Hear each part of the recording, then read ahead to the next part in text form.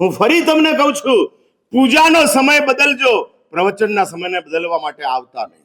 અમારા ગચ્છાધિપતિ જયઘોષ શ્રી મહારાજ એક વાત વારંવાર કરતા હતા કે જ્યારે પ્રવચન ચાલતું હોય ત્યારે દેરાસરને માંગલિક કરી દેવાનું.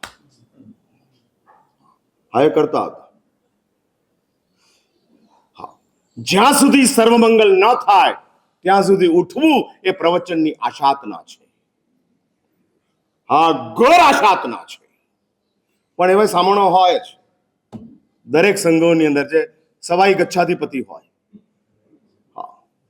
શાસ્ત્રને અનુસરે તે ગચ્છાધિપતિ અને પોતાના મનને અનુસરે સવાઈ ગચ્છાધિપતિ. હવે શાસ્ત્રની અંદર એ બાતછોડ કરી નાખે, એમાં વાંધો નહીં, 48 મિનિટ થાય એટલે આપણે હાલવા માંડવાનું. હું એ કહેવા માંગુ છું, ગચ્છાધિપતિનું આવું સ્ટેટમેન્ટ હતું કે જ્યારે પ્રવચન ચાલતું હોય એટલે ગચ્છાધિપતિ એમ કહે છે કે જીન મંદિર કરતા જીન વાણી વધુ વેલ્યુએબલ છે. અને આ ગચ્છાધિપતિના શબ્દો છે કે જે ગચ્છાધિપતિ ગીતાર્થ નહીં, મહાગીતાર્થ તરીકે સમગ્ર શ્રમણ સંઘની અંદર આદરણીય હતા, વંદનીય હતા, પૂજનીય હતા.